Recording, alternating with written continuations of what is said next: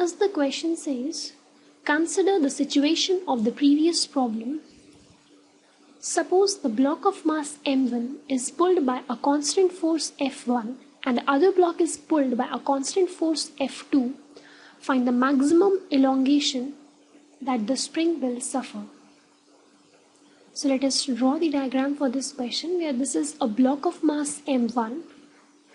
This is the spring with which they have been attached, and this is the block of mass m2. And this is the force F2 with which it is pulled, and this is the force F1 with which it is pulled.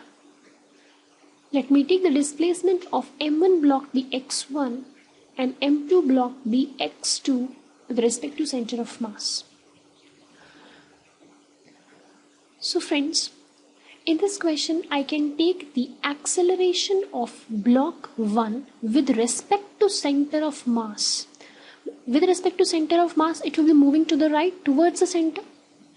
With respect to center of mass means consider it to be at rest, then it will be having a tendency to move toward the center. So with respect to center of mass, it will be moving towards the center, and it will be equal to F1 minus F2 upon m1 plus m2.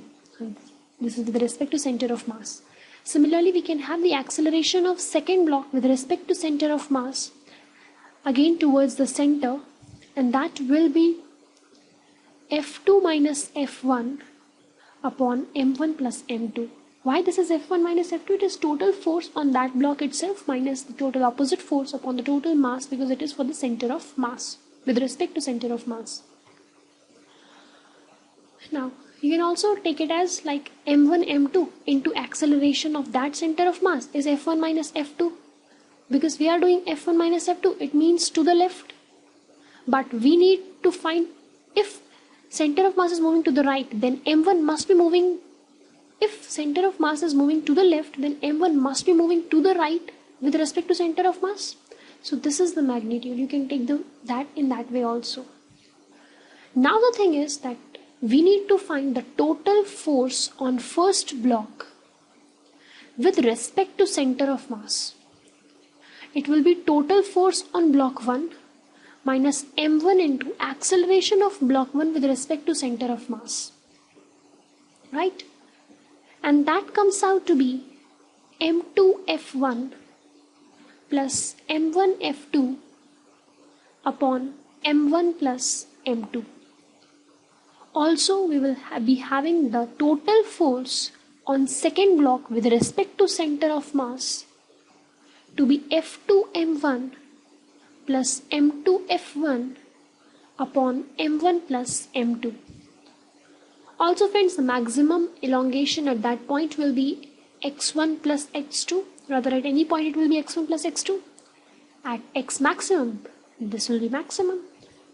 Now, if we look at with respect to center of mass, I am not considering with respect to ground because both will be having different velocities. Moreover, I will be having some velocity of center of mass. There will be an extra equation for the conversion into the kinetic energy. So it's better I conserve it with respect to center of mass. In the previous questions, the center of mass was at rest. In this case, it may not be. Rather, it's not, because it is having some acceleration. So I am taking it all with respect to center of mass. Then the work done with respect to center of mass must be equal to the change in the potential energy of the spring. Now I am not taking the kinetic energy of it into consideration, because with respect to center of mass, it will be 0. So we will be having the total force on first block with respect to center of mass into its displacement with respect to center of mass plus total force on block 2 with respect to center of mass into its displacement with respect to center of mass equals to change in the potential energy of the spring, that is half kx square, where x is x1 plus x2 whole square. Putting the value of Ft1c here, F2c here and x here, we get the value of x1 plus x2 to be 2 by k into m2 f1 minus m1 f2 upon m1 plus m2. So this is basically the maximum elongation that the spring will suffer.